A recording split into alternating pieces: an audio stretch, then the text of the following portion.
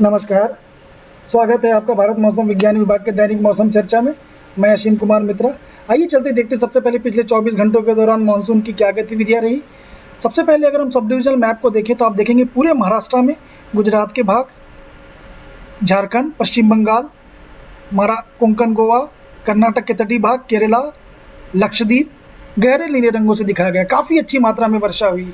अगर हम बाकी जगहों की बात करें, अगर हम उड़ीसा, कोस्टल आंध्र प्रदेश की बात करें, हल्के नीले रंगों से दर्शाया गया है। अच्छी मात्रा में यहाँ पर भी वर्षा हुई। शेष भाग में सामान्य रूप से वर्षा चली। अगर हम सब डिविजनल मैप के ये वाले जो लॉन्ग पीरियड एवरेज वाले मैप में अगर हम जाएँ तो हम पाएंगे जो पश्चिमी तटीय राज्य, अगर हम खासकर हम बात करें गुजरात, महाराष्ट्र, ये वाले भाग, मराठवाड़ा, मध्य महाराष्ट्र, कोंकण, गोवा गहरे नीले रंगों से दिखाया गया, जो ये सूचित करता है कि सामान्य से 4 गुना ज़्यादा यहाँ पे वर्षा हुई है। साथ ही साथ पश्चिम बंगाल में भी सामान्य से 4 गुना पिछले 24 घंटों के दौरान दर्ज की गई है। शेष भागों में हम बात करें, हरे कलर से दिखाया गया है, उनमें वर्षा सामान्य रही। लेकिन अगर हम ये वाली बेल्ट की अगर हम बात करें, ये लाल रंगों से दिखाया गया। इन सब डिवीजन को जो लाल रंगों से दिखाया गया, वर्षा यहाँ पे, मानसून यहाँ पे कमजोर रहा। अगर हम संख्या की बात करें तो हम गुजरात रीजन से अगर आरंभ करें, पिछले 24 घंटों के दौरान खानवेल में 37 सेंटीमीटर वर्षा हुई, सिलवासा, सूरत में 22 सेंटीमीटर, भरूच में 18, दंग, वलसाड, नर्मदा में 16, अहमदाबाद में 15, आनंद तापी में 14, नवसारी में 10, छोटा उदयपुर में 8, वडोदरा में और दमन में 9। सौराष्ट्र कच्छ की बात करें हम, जामनगर में 14, राजकोट में 11, बोटाड में 10, जूनागढ़ में 8, केरला और मल्लापुरम में 8, पलक्कड़ की बात करें 7, गंगटी वेस्ट बंगाल हल्दिया की बात करें 21, मोहनपुर की बात करें 19, खड़गपुर की बात करें, मिदनापुर, कालीकुंडे, इन तीनों जगहों की, स्टेशन की प्रत्येक जगहों की बात करें तो 17 सेंटीमीटर हुई है। सागर आइलैंड, डायमंड हार्बर में 15 सेंटीमीटर। आप देख सकते हैं पूर्वी तटों में काफ़ी अच्छी मात्रा में वर्षा हुई। साथ ही साथ दीघा, कोंटाई, काकद्वीप में 10 सेंटीमीटर। अलीपुर द्वार की अगर हम बात करें, अलीपुर द्वार, उलबेरिया में 9 सेंटीमीटर, झाड़ग्राम में 7 सेंटीमीटर। कोंकण एंड गोवा की अगर हम बात करें, पालघर में 19 सेंटीमीटर पिछले 24 घंटों के दौरान दर्ज की गई है। थाने में 15, रायगढ़ में 13, सिंधुदुर्ग में 10।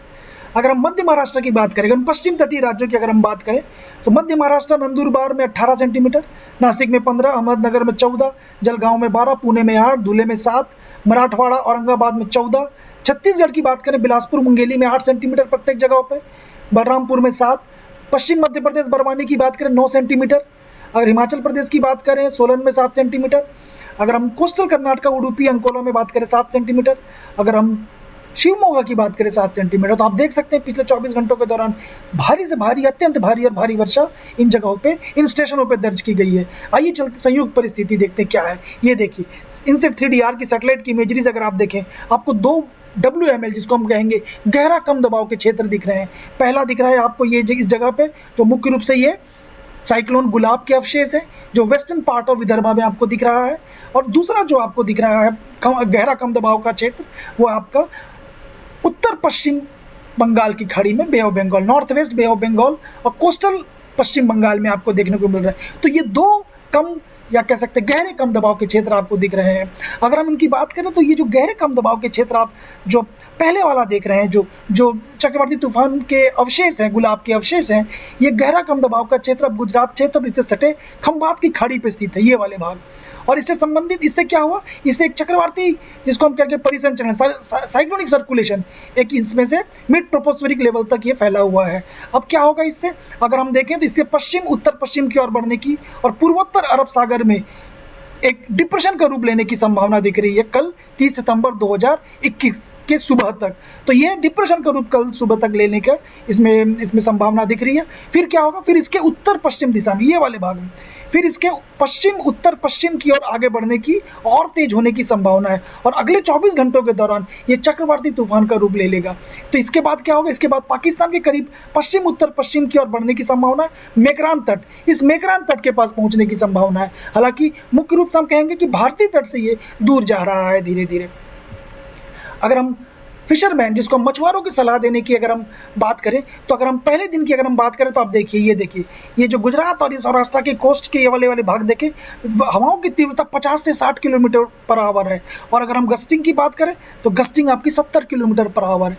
तो काफ़ी तीव्र गति से यहाँ पे हवाएं चलेंगी। साथ ही साथ ये जो इन जगहों पे 40 से 50 किलोमीटर पर आवर और साथ में आपका 65 किलोमीटर पर आवर की स्ट्रॉन्ग विंड, जिसको पता तीव्र हवाएं चलने की संभावना है पहले दिन। दूसरे दिन पहले दिन की अगर हम बात करें तो आप देखिए, बंगाल की खाड़ी में, बे ऑफ बंगाल में, पश्चिम बंगाल के तटीय क्षेत्र, उड़ीसा और इन जगहों पर भी अगर आप देखें, यहाँ पे 40 से 50 किलोमीटर पर आवर की गति से हवाओं की गति यहाँ पे तीव्र रहेंगी। साथ ही साथ अगर दूसरे दिन की बात करें, देखिए दूसरे दिन भी अगर हम बात करें तो अरब सागर की अगर हम बात करें तो ये देखिए, जगह पे अभी भी 40 से 50 किलोमीटर पर आवर और इन जगहों पे 50 से 60 किलोमीटर पर आवर की गति से हवाओं की तीव्रता रहेंगी।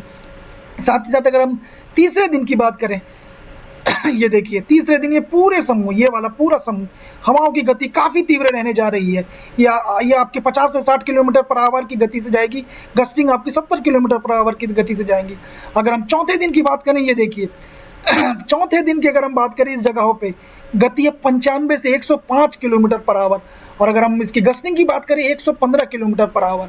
तो आप देख सकते हैं इन जगहों पे हवाओं की गति आने वाले 4 से 5 दिनों में काफ़ी ज़्यादा बढ़ने वाली है।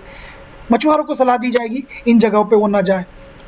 मौसम की चेतावनी अगले 5 दिनों के लिए देखें, ये देखिए, जैसा कि हमने देखा गहरा कम दबाव का क्षेत्र 2 बने हुए। तो पहले की अगर बात करें, देखिए पूरे गुजरात राज्य हवाओं की गति भी तेज है और गुजरात राज्य में रेड अलर्ट, तो रेड अलर्ट, और खासकर महाराष्ट्र में भी ये देखिए, मध्य महाराष्ट्र, कोंकण और गोवा, इन जगहों पे ऑरेंज अलर्ट है। भारी से भारी मात्रा में वर्षा होने की संभावना है। साथ ही साथ अगर हम पूर्वी तटों की बात करें, देखिए पश्चिम बंगाल, उड़ीसा और झारखंड ऑरेंज अलर्ट दिया गया है, भारी से भारी वर्षा होने की संभावना। साथ ही साथ हवाओं की तीव्रता भी ज़्यादा रहेंगी इन जगहों, जैसा कि अभी हमने बात की। 30 तारीख को हालांकि तीव्रता में थोड़ी सी कमी आएगी, हालांकि गुजरात के ये वाले भाग में अभी भी ऑरेंज अलर्ट है।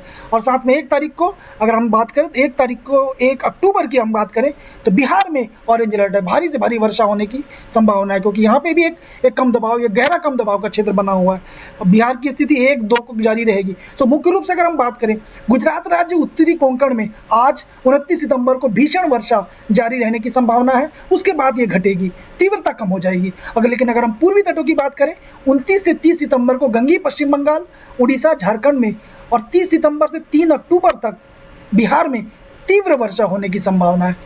मेरा आपसे अनुरोध रहेगा, अगर आप हमारे ऐप डाउनलोड नहीं किए, तुरंत हमारे ऐप डाउनलोड करिए। कल एक बार फिर से हम आपके सामने उपस्थित रहेंगे। तब तक के लिए धन्यवाद।